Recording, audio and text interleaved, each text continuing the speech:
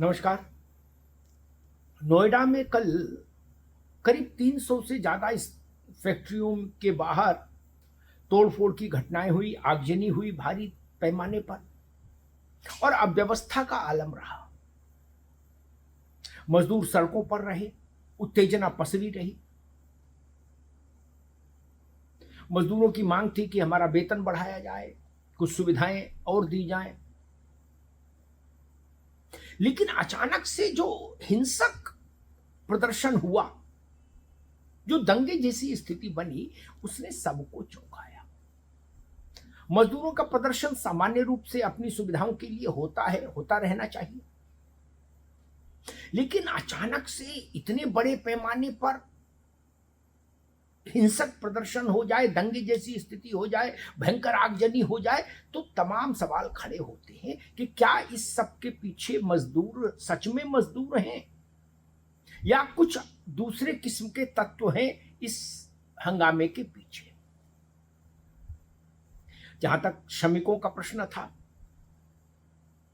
योगी सरकार तत्काल सक्रिय हुई, एक हाई पावर कमेटी बनाई गई। वो कमेटी दिन में शाम होते होते नोएडा पहुंची, श्रमिक संगठनों से बात हुई, श्रमिकों से बात हुई और कुछ ही घंटे के भीतर उस हाई पावर कमेटी ने अपनी रिपोर्ट शासन को दी। और रात में जब घड़ी में 1:30 बज रहा था, तब उत्तर प्रदेश के मुख्यमंत्री योगी आदित्यनाथ ने श्रमिकों के वेतन को बढ़ाने के लिए, मानदेय को बढ़ाने के आदेश पर हस्ताक्षर किए। सैलरी बढ़ गई, तनख्वाह बढ़ गई पूरे उत्तर प्रदेश के लिए। अकुशल, अर्ध कुशल और कुशल श्रमिक, इनमें 3,000 रुपए तक की बढ़ोतरी हो गई अधिकतम। श्रमिकों का विषय था, वो हल हुआ। वेतन की पर्ची मिलेगी, ये नियम बन गया। 10 तारीख तक वेतन मिल जाएगा फैक्ट्री से, ये सरकार इंश्योर करेगी सख्ती के साथ। ये बात हो गई। यानी मजदूरों के जो प्रश्न थे उनको कल योगी आदित्यनाथ ने रात खत्म होने से पहले समाप्त कर दिया। 1:30 बजे रात तक ये सब प्रश्न समाप्त हो चुके थे और उस फाइल पर मुख्यमंत्री के हस्ताक्षर हो चुके थे। कुछ घंटों के भीतर ये सारी व्यवस्था हो गई और ये भी कहा गया है कि श्रमिकों को ये जो वेतन वृद्धि दी जा रही है, ये स्थायी समाधान नहीं है। स्थायी समाधान के लिए और व्यापक विचार विमर्श सरकार करेगी, तब एक स्थायी बंदोबस्त करेगी। लेकिन तात्कालिक परिस्थितियों को देखते हुए ये वेतन वृद्धि लागू की जा रही है। ये तो एक पक्ष हुआ। दूसरा पक्ष थोड़ा गंभीर है। थोड़ा पीछे चलिए। अगर मैं सही याद कर रहा हूं, शायद 3 अप्रैल की तारीख थी। उत्तर प्रदेश की सुरक्षा एजेंसियों ने कुछ बदमाशों को पकड़ा, जांच पड़ताल हुई, पूछताछ हुई, तो पता लगा कि वो एक विचित्र किस्म के काम में संलग्न थे। और वो काम क्या था कि कहीं भी दुकान, मकान, वाहन, इसमें आगजनी करो, हंगामे जैसा दृश्य बनाओ और उसका वीडियो बनाकर अपने मोबाइल में उसका वीडियो बना लो। और उसके बाद उस वीडियो को वो लोग पाकिस्तान में बैठे हैंडलर्स को भेजते थे और फिर उस वीडियो को देखने के बाद, अगर वो वीडियो उनके पाकिस्तान के काम का लगता था कि भाई चलो भारत में कुछ अस्त व्यस्तता फैल रही है, ये लोग ठीक हमारे लिए काम, हमारे जैसा काम कर रहे हैं, तो फिर उसके एवज में QR कोड के जरिए पाकिस्तान से पेमेंट आ जाता था उन अपराधियों के खातों में। अब आप इस पूरे क्रियाविधि को समझ लीजिए। अच्छा, होता क्या था कि पुलिस भी नॉर्मली गाड़ियों में आग लगने की घटना को सामान्य दुर्घटना मानकर केस क्लोज कर देती थी। उसको कभी लगा ही नहीं कि इसके पीछे कोई इतनी बड़ी साजिश होगी कि पाकिस्तान तक मामला जाएगा। अब पुलिस ने कहा है कि आगजनी के जो केसेस हैं उनमें से कुछ केसेस को रीओपन करेंगे और देखेंगे कि उसके पीछे यही वाला मॉड्यूल तो नहीं काम कर रहा था। अब आप समझिए स्थिति कितनी ग्राउंड जीरो तक पाकिस्तान का पेनिट्रेशन। अब इसके बाद ये नोएडा वाली घटना घटी, श्रमिकों वाली। 300-350 फैक्ट्रियों में तोड़फोड़ की गई और दर्जनों गाड़ियां फूंक डाली गई, दर्जनों गाड़ियां तोड़ डाली गई। सड़क जाम बात समझ में आती है कि गुस्सा है, सड़क जाम कर दिया ताकि अधिकारी आए, मंत्री आए, बात सुने हमारी। गाड़ियों में आग, और वो भी इतने बड़े पैमाने पर। थाने पर पत्थरबाजी। किसी भी किस्म के श्रमिक आंदोलन का थाने में पत्थरबाजी करने से क्या मतलब है? थाने की पुलिस तो सबकी सुरक्षा के लिए, और थाने में पत्थरबाजी करने से तो वेतन बढ़ना ही जाएगा ना, काम करने के वातावरण में कोई सकारात्मक तब्दीली आ जाएगी। फिर क्यों?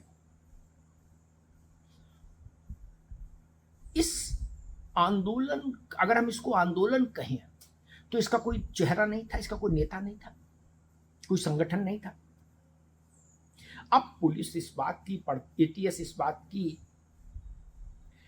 एटीएस, एसटीएफ, इस तरह की एजेंसीज, और जो 3 अप्रैल को पकड़े गए थे अपराधी, उस मामले में एनआईए भी इन्वॉल्व हुई है। ये ध्यान रखिएगा कि विषय कितना बड़ा है। एनआईए को भी इन्वॉल्व होना पड़ा है। और कल की जो घटनाएं हैं उन पर भी उत्तर प्रदेश की जांच एजेंसियां और सुरक्षा एजेंसियां, उनके कान खड़े हैं। उनको लग रहा है कि केवल मजदूरों का मसला नहीं, मजदूरों की आड़ में किसी ने खेल किया है। उत्तर प्रदेश के श्रम मंत्री अनिल राजभर कह रहे हैं कि इसके तार सीमा पार पाकिस्तान से भी जुड़े हो सकते हैं। उनकी बात को बहुत हल्के में मत लीजिए।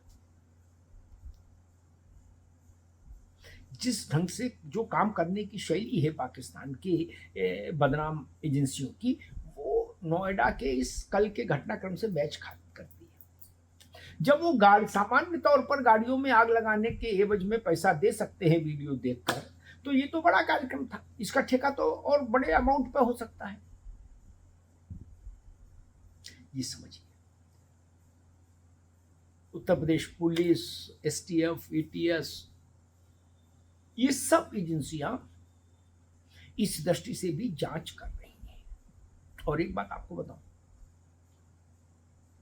24 घंटे के भीतर 55 से ज्यादा डिजिटल हैंडल बने थे इसी काम के लिए, अफवाह फैलाने के लिए। अब वो ये तो मजदूर तो नहीं कर सकते ये काम, इसके पीछे कोई तो संस्थागत चीज लगी होगी,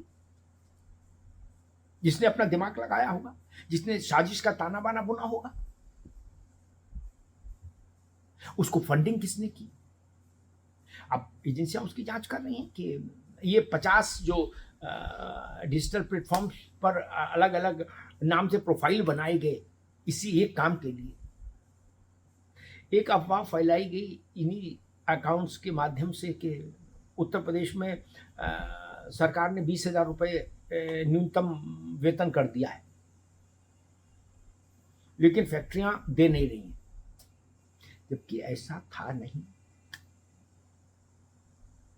लेकिन उत्तेजना फैले और मजदूर लड़ने मरने पर आमादा हो, इसके लिए यह अफवाह फैलाई गई और फिर मजदूरों को भड़काया गया कि देखो तुम्हारे साथ कितनी नाइंसाफी हो रही है, फूंक दो फैक्ट्री, लगा दो आग। तो फूंक दो फैक्ट्री, लगा दो आग, मजदूर के कान में ये मंत्र फूंकने वाले कौन लोग थे? ये बड़ी चीज है, इसकी पड़ताल होनी चाहिए। इस बवाल के पीछे कौन? मजदूरों की समस्याएं थी, योगी आदित्यनाथ ने रात भर जगकर उस मसले का समाधान दे दिया। सुबह ब्रह्म मुहूर्त से पहले रात में 1:30 बजे वो साइन कर चुके थे फाइल पर। इतनी तत्परता मुझे लगता है बहुत कम सरकारें दिखा पाती हैं। कि जिस दिन हिंसा हुई उसी दिन उस समस्या का समाधान किया गया। लेकिन उस हिंसा के पीछे कौन लोग हैं? उनका नेटवर्क पाकिस्तान से जुड़ा है, पाकिस्तान की खुफिया एजेंसी से उनके रिश्ते जुड़े हुए हैं, उनकी फंडिंग कहीं विदेशी स्रोत से हुई है क्या उत्तर प्रदेश की शांति व्यवस्था, उत्तर प्रदेश की कानून व्यवस्था और उत्तर प्रदेश की आर्थिक विकास यात्रा जिन लोगों को रास नहीं आ रही, क्या उन लोगों की कोई भूमिका है इस पूरे घटनाक्रम के पीछे कल के? ये भी जांच का विषय है। कई बार ऐसी हरकतें हो जाती, करते हैं लोग, किसी पार्टी को बदनाम करने के लिए, किसी सरकार को बदनाम करने के लिए। ये देशी मसला और विदेशी मसला तो है, पाकिस्तान हमारा पड़ोसी तो है, इस तरह के कामों में हमेशा तत्पर, हमेशा आगे चल कूदने वाला। तो अब जांच इस बात की हो रही है और मुख्यमंत्री ने भी स्पष्ट आदेश दिया है उत्तर प्रदेश की एजेंसीज को कि जरूरत पड़े तो एनआईए की भी मदद लीजिए, लेकिन इस साजिश के पीछे कौन कौन लोग हैं उनको समयबद्ध ढंग से जांच करके बेनकाब करिए, ताकि जनता को पता लगे इस हिंसा के पीछे हमारे मजदूर नहीं, श्रमिक नहीं, कुछ और तत्व थे, कुछ भारत में अस्थिरता फैल की चाह रखने वाले तत्व थे, उत्तर प्रदेश की समृद्धि और सुरक्षा से डाह रखने वाले तत्व थे। वो चेहरे जल्दी से जल्दी बेनकाब हों, अब कोशिश इस बात की होनी चाहिए। धन्यवाद।